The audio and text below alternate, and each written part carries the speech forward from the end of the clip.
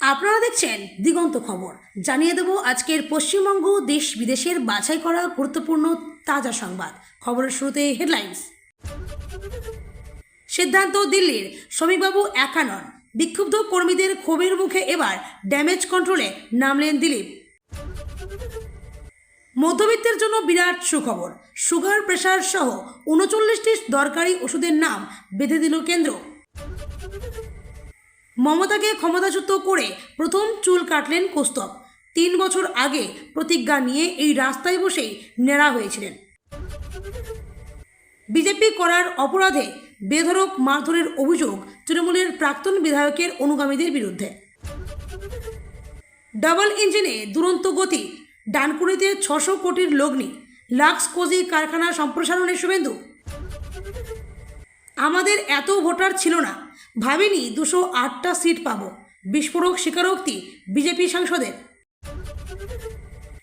ঋতব্রত শিবিরকে ২১শে জুলাই শহীদ দিবস পালনের অনুমতি কলকাতা পুলিশের, প্রস্তুতি শুরু বিদ্রোহী তৃণমূলের।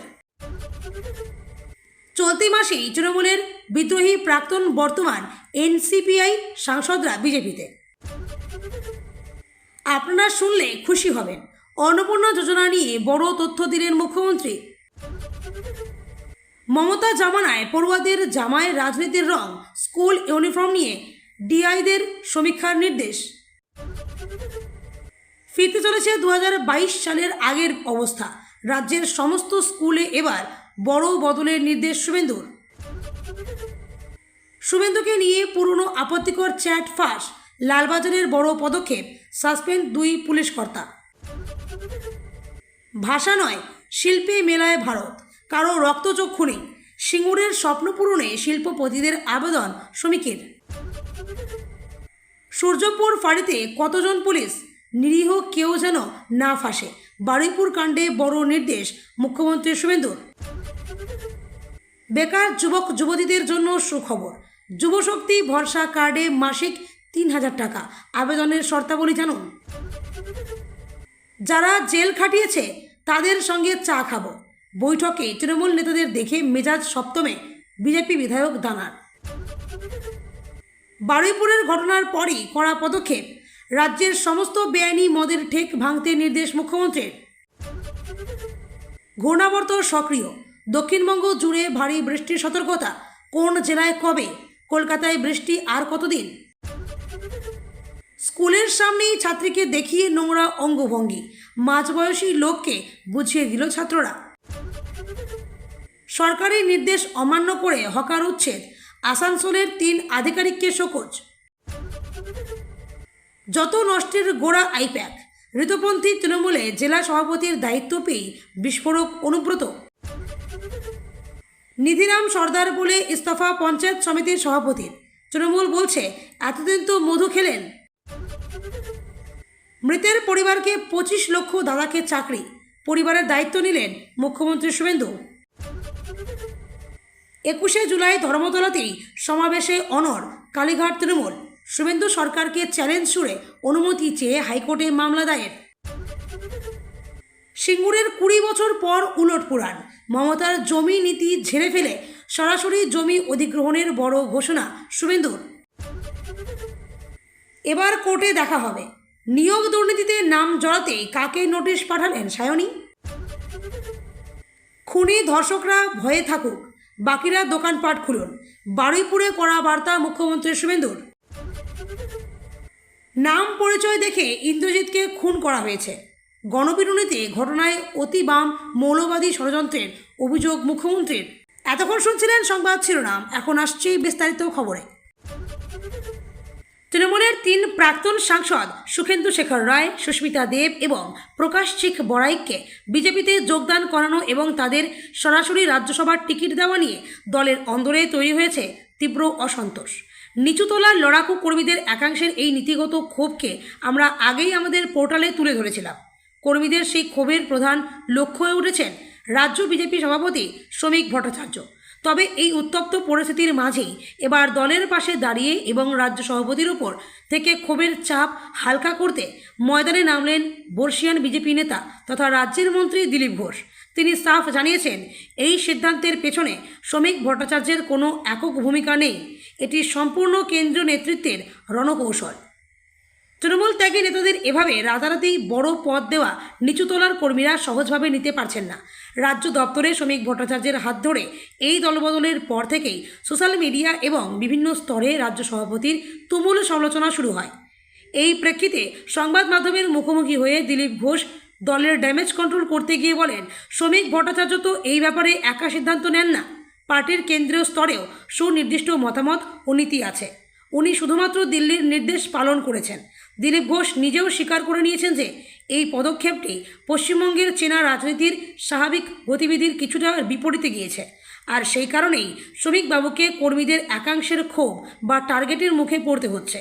তবে ক্ষুব্ধ কর্মীদের শান্ত করতে এক বড় রাজনৈতিক সমীকরণের কথা মনে করিয়ে দিয়েছেন প্রাক্তন রাজ্য সভাপতি দিলীপ ঘোষের যুক্তি, দিল্লির নরেন্দ্র মোদী সরকারকে যদি দেশের স্বার্থে মসৃণভাবে কাজ করতে হয় এবং একাধিক জরুরি বিল পাশ করাতে হয়, তবে লোকসভার পাশাপাশি রাজ্যসভাতেও বিজেপির একক সংখ্যাগরিষ্ঠতা অত্যন্ত প্রয়োজন।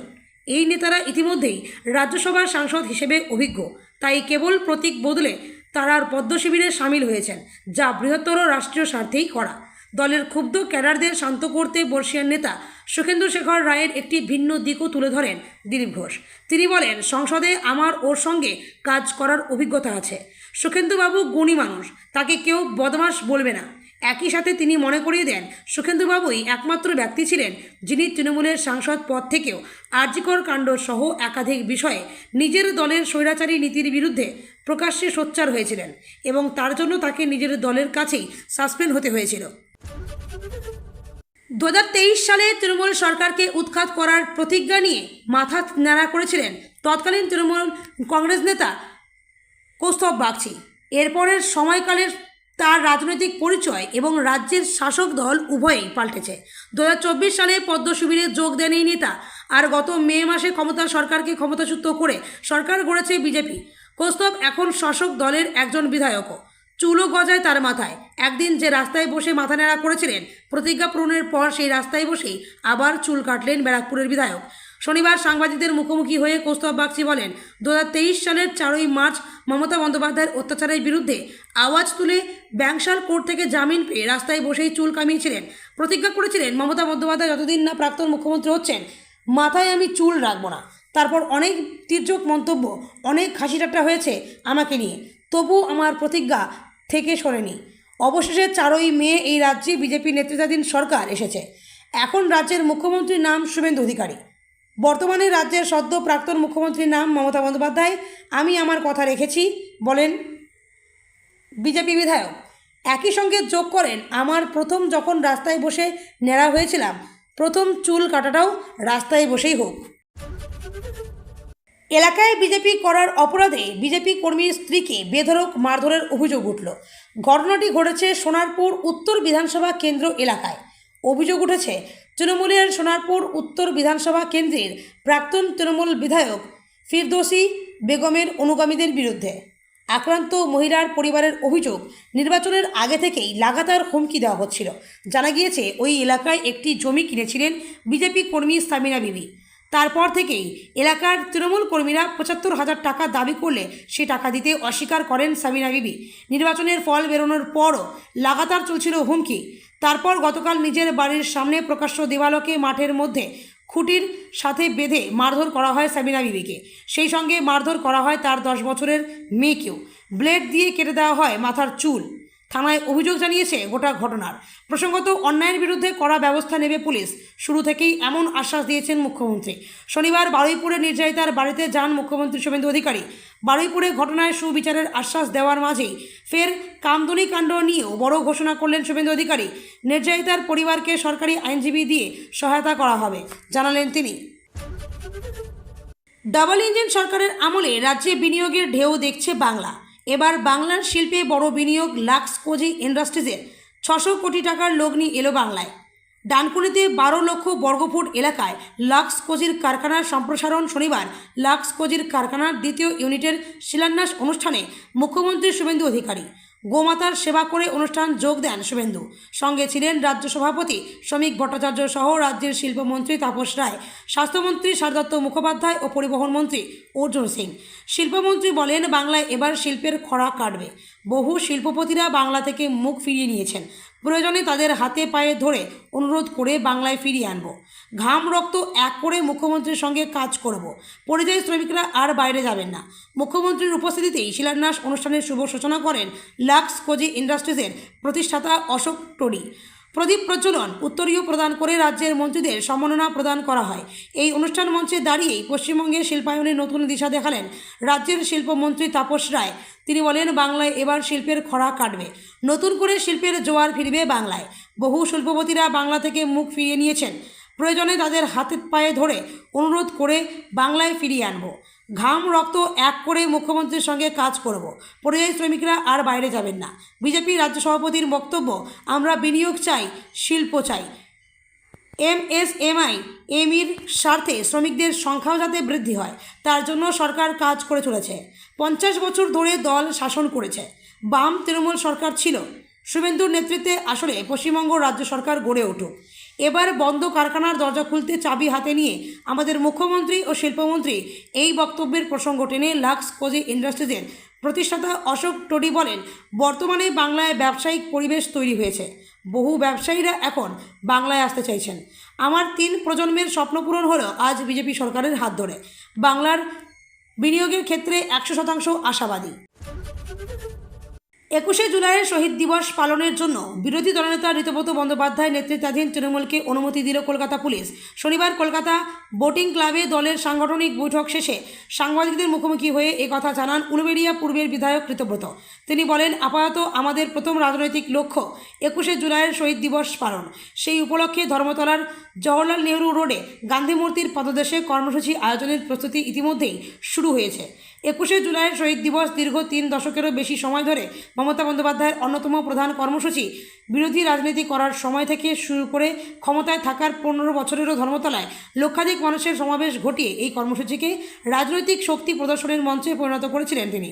এবার পরিস্থিতি সম্পূর্ণ ভিন্ন। মুখ্যমন্ত্রী শুভেন্দু অধিকারী নেতৃত্বাধীন বিজেপি সরকার ক্ষমতায় আসার পর প্রশাসনিক পরিস্থিতিও বদলেছে।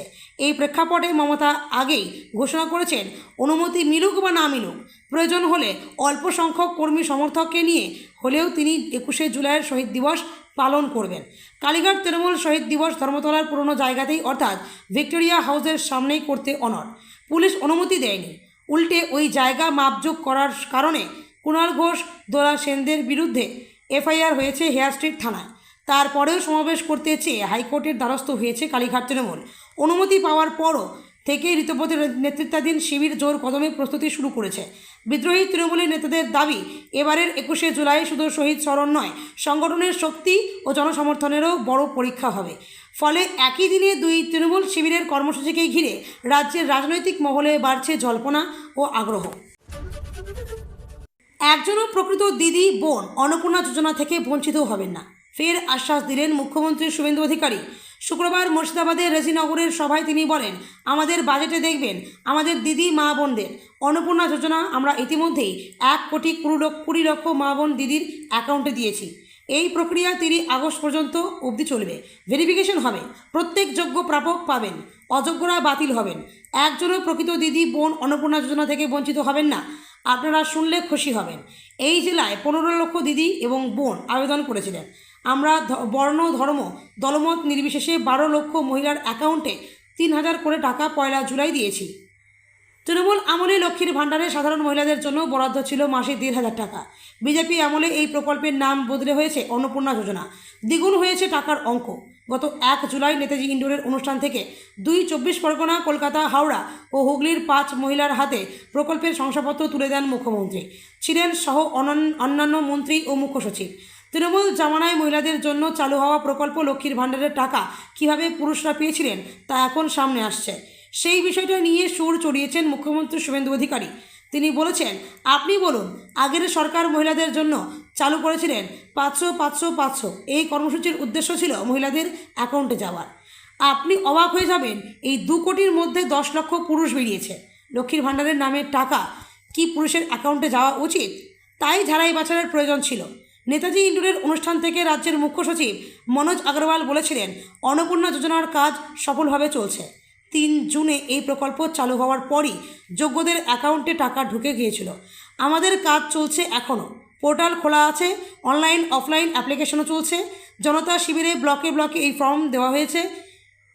এলিজিবিলিটি অনুসারে স্বচ্ছতা বজায় রেখে কাজ চলছে। এনকোয়ারি অফিসার, ডেটা ব্যাংকেও কাজ চলছে। সব দিকে নজর রেখেই কাজ হবে। সরকারি স্কুলগুলিতে পোশাক বদল করতে পারে রাজ্য সরকার। 2022 সালের আগে স্কুলের পোশাক কেমন ছিল তার সমীক্ষার নির্দেশ স্কুল শিক্ষা দপ্তরের। জেলাভিত্তিক সমীক্ষার নির্দেশ দেওয়া হয়েছে। জেলা স্কুল নির্দেশকরা সেই সমীক্ষা চালিয়ে রিপোর্ট জমা দেবে। আগামী 15 দিনের মধ্যে ডিআইদের ইউনিফর্ম সংক্রান্ত তথ্য জমা দিতে বলা হয়েছে। জানা যাচ্ছে যে নতুন পোশাক দেওয়া হবে তার খরচ বহন করবে রাজ্য সরকারই। নির্দেশিকায় বলা হয়েছে 2022 শিক্ষাবর্ষের আগে স্কুলগুলিতে যে রং অর্থাৎ পোশাক ব্যবহার করা হতো তার ওপর ভিত্তি করেই 2027 শিক্ষাবর্ষের জন্য এই জেলাভিত্তিক সমীক্ষা চালানো হবে। জানা যাচ্ছে নীল সাদা পোশাকের একরঙা নীতি বাতিল করে স্কুলগুলির আগের নিজস্ব ইউনিফর্ম ফিরিয়ে আনার সিদ্ধান্ত নেওয়া হতে হয়েছে। জরুরি ভিত্তিতেই এই কাজ করার নির্দেশ দেওয়া হয়েছে। সরকারের এই পদক্ষেপকে স্বাগত জানিয়েছেন পুর ও নগরোন্নয়ন উন্নয়ন মন্ত্রী অগ্নিমিত্রা পাল। তিনি বলেন, প্রতিটি স্কুলের নিজস্ব পোশাক শুধু তাদের ঐতিহ্য নয়, বরং ছাত্রছাত্রীদের নিরাপত্তার জন্য অত্যন্ত জরুরি। নির্দিষ্ট পোশাক দেখে জানা যেত পড়ুয়া কোন স্কুলের পড়ুয়া। বিগত দিনে নীল সাদা পোশাক তৈরি নিয়ে কোটি কোটি টাকার দুর্নীতি করা হয়েছে। নিম্নমানের কাপড় সরবরাহ করা হয়েছিল। কংগ্রেস নেতা অধীর চৌধুরী বলেন, মমতা নীল পছন্দ করত, তাই নীল সাদা করেছিল। এবার গেরুয়া হলে প্রশ্ন উঠবে। নিরপেক্ষ হওয়া উচিত। অনেক স্কুলের নিজস্ব ড্রেস কোড আছে, পোশাক করা হোক, তারপর বলবো। উল্লেখ্য, 2011 সালে তৃণমূল ক্ষমতায় আসার পর স্কুলের পোশাক বদলানোর কাজ শুরু করে। 2022 সালের পর নীল সাদা রঙের পোশাক কার্যত চাপিয়ে দেওয়া হয়। ব্যাচের বদলে বুকের কাছে লাগানো হয় বিশ্ব বাংলার লোগো। সেই সময় অনেক স্কুল তার বিরোধিতা করেছিল। এবার সেই রং বদলানোর তোড়জোড় শুরু করেছে সরকার। রানাঘাট ভারতী হাই স্কুলের টিআইসি মৃন্ময় দে বলেন, আমাদের কাছে একটা গুগল ফর্ম এসেছে। সেখানে স্কুল পোশাকে পছন্দের রং জানতে চাওয়া হয়েছে। পুরনো ড্রেস থাকবে কিনা জানি না। এছাড়াও স্কুলে কত পড়ুয়া তা জানতে চাওয়া হয়েছে। রাজ্যের বেকার যুবক যুবতীদের স্বনির্ভর ও স্বাবলম্বী করে তুলতে পশ্চিমবঙ্গ সরকারের জনমুখী প্রকল্প যুবশক্তি ভরসা কার্ড নিয়ে বড়সড় আপডেট সামনে এলো। যারা চাকরি খুঁজছেন, ইন্টারভিউ দিচ্ছেন বা প্রতিযোগিতামূলক পরীক্ষার প্রস্তুতি নিচ্ছেন, তাদের আর্থিক সহায়তার লক্ষ্যেই এই কার্ড চালু করা হয়েছে। কারা কত টাকা পাবেন?